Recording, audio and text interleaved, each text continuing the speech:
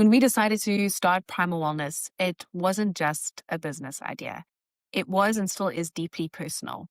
There were a number of inspirations behind starting the brand, but one of them was my own health. You see, I've dealt with autoimmune issues for years, from acne to eczema to really bad IBS to hormonal imbalances and chronic inflammation. And honestly, I was tired. I was tired of poor quality options on the shelves. I was tired of products with fillers and bulking agents. I was tired of needing 10 pills and 15 powders just to meet my quota of vitamins and minerals for the day.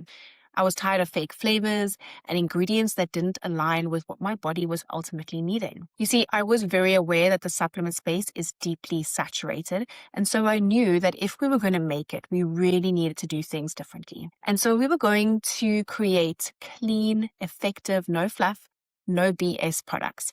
These were going to be products that I could trust and use myself as a mom and as a competitive athlete. These were products that I could trust for my kids to use. And so now looking back, Primal Wellness is exactly what I wish existed when I was deep in the thick of figuring out my own health. And now it's here for you too.